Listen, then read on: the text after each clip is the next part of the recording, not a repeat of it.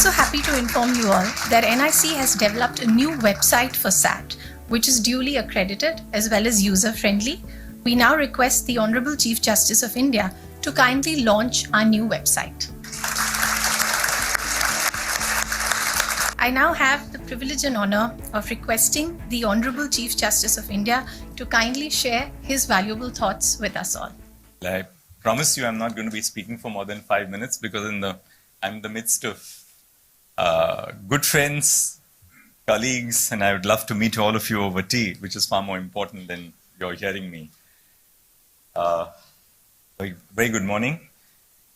Brother Justice Deven Upadhyay, Chief Justice of the High Court of Judicature at Bombay, Justice P.S. Dinesh Kumar, former Chief Justice of the Karnataka High Court and presiding officer of the Securities Appellate Tribunal, Mr. Dheeraj Bhatnagar, Ms. Meera Swaroop, technical members of SAT, among the distinguished guests this morning, my colleagues of the Bombay High Court who are present here, the chairperson of SEBI, Ms. Madhavi Puri Buch, registrars, members of the administrative staff, senior advocates, and friends.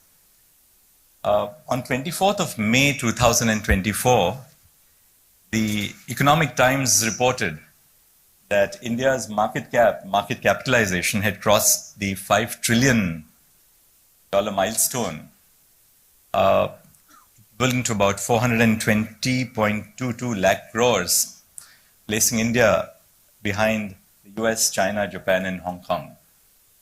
So I think that itself was a very significant milestone for our country.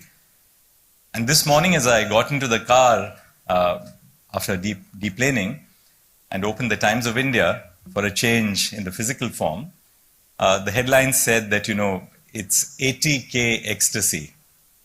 And it uses words like, India is entering a stratospheric domain, and so on and so forth, and it gives you a sense of market sentiment. But that also emphasizes the importance of regulatory authorities, including SEBI and SAT, because just as we are into heady winds, it's equally important for others to sort of hold their balance and nerves at such times. And lawyers and judges, of course, have a very vital role to play in the overall regulatory domain which governs the securities market.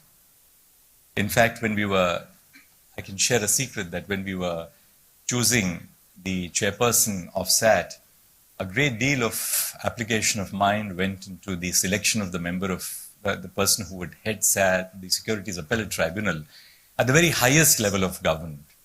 Because there was a perception at the very highest level of government that this is a key tribunal in terms of economic regulation.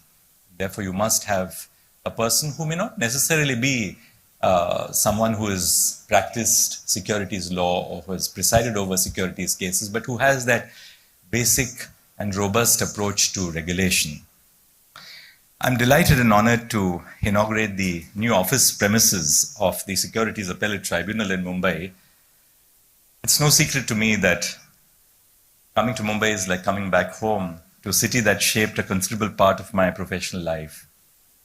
I spent most of my career, my formative years, first as a lawyer and then as a judge of the Bombay High Court, cutting my teeth in the corridors of Mumbai's judicial fora. Here in the buildings at Nariman Point, I've spent days preparing for cases, one of them at the earliest point of time being in the Express Towers, briefing lawyers, senior counsel, and immersing myself in the bustle of the city. The walls of the buildings in the history of the judicial domain in Mumbai tell a story of a city that not only symbolizes money, capital markets, and power, and of course land, but is also at its core a city of dreams, of compassion and justice. This is the story not only of inanimate buildings, but more importantly of the people that inhabit them. Let us begin with the people behind our legal fora. When we think of adjudicatory fora, be it our tribunals, high courts, or even the Supreme Court, we often think only about judges lawyers and litigants. But behind the effective functioning of these institutions are the registrars, the administrative staff, officials, researchers who keep the machinery well-oiled. I'm delighted that SAT has moved its office premises to new modern premises equipped with state-of-the-art infrastructure and technology. In fact, technology is at the heart of the functioning of the Indian judiciary, and that's been my mission all over the last 1.5 years. I myself run a completely paperless digital court in the Supreme Court. The great Sardar Vallabhbhai Patel famously called the Indian bureaucracy the steel frame of India, the backbone of good governance. Similarly, officials who run the show from behind the scenes are the steel frame of our legal system. They are integral to dispensing justice, modernizing the workspaces for our officials, and therefore, that is integral to modernizing our justice delivery itself.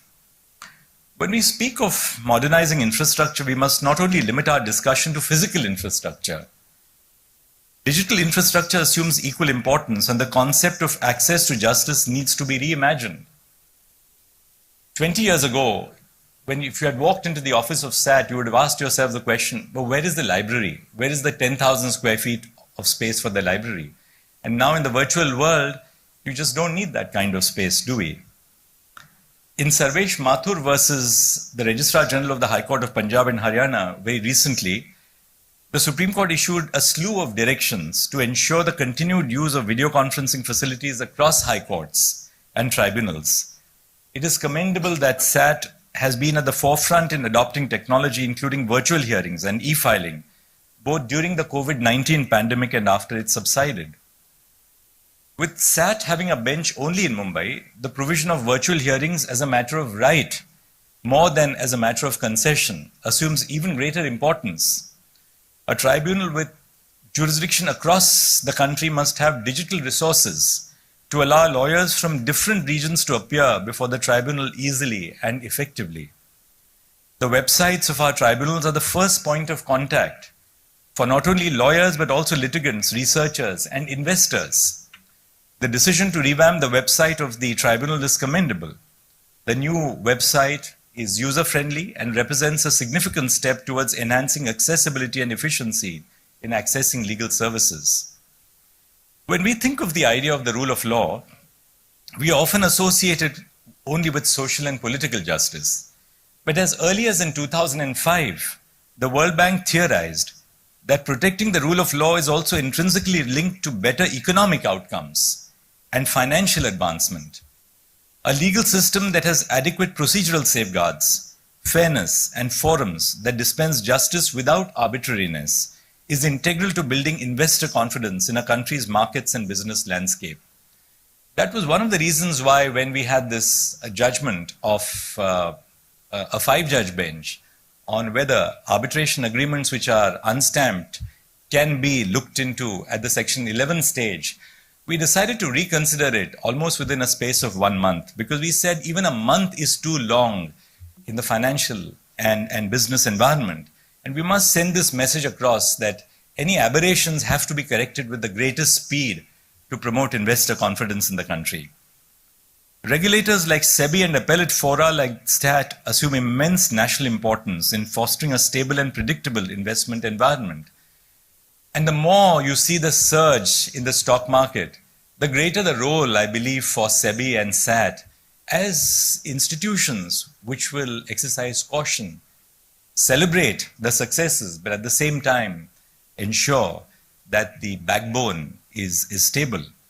When investors feel assured that their investments are protected by law and that there are effective mechanisms for dispute resolution, they are more likely to invest in the country's markets. This influx of investment can lead to better economic outcomes, such as increased capital formation, job creation, and overall economic growth. The Securities Appellate Tribunal is like a referee, ensuring that in the dog-eat-dog world of finance, all stakeholders play by the rules. Just like any good referee, SAT has successfully kept pace with the evolving game.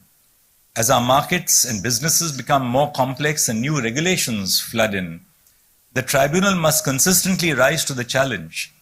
To effectively adjudicate the appeals before the tribunal, members require not only a deep understanding of the intricate financial matters at play, but most importantly, a strong commitment to fair adjudication and procedural safeguards. So for all the talk that these are specialized tribunals, it all boils down to the basic fundamentals of the judicial process, fairness to everyone who is involved in the process.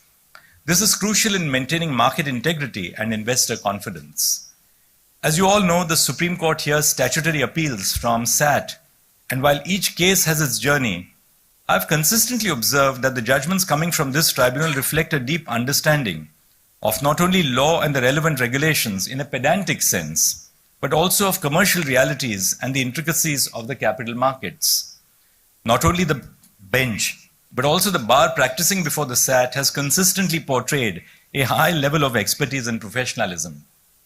I share a secret with you that whenever the SAT appeals come in the statutory appeal to the Supreme Court, I not only look at the judgment, but I also sometimes, with a sense of nostalgia, look at the array of appearances only to find a very eminent counsel from across the country, especially from our city, appearing before SAT. And so much of what we have learned in one of a very recent cases, a very complex case which came up before us, I was throwing about, banding around concepts like Vyaj Badla and so on and so forth.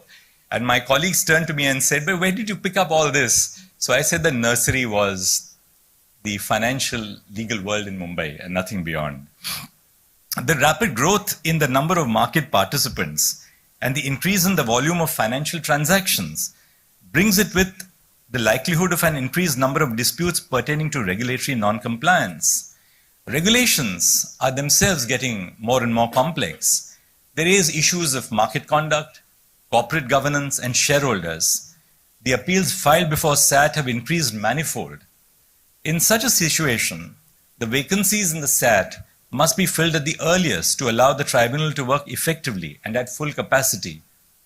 In fact, the SEBI Act also allows for the setting up of benches of the Securities Appellate Tribunal.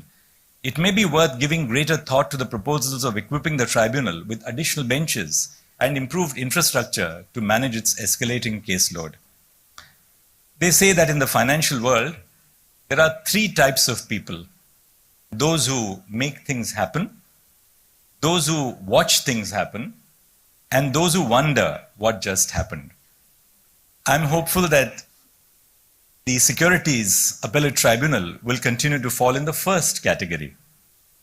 May the years ahead not only bring fair and just decision by members of the SAT, but also novel administrative and infrastructural developments that can be adopted by tribunals and courts across the country.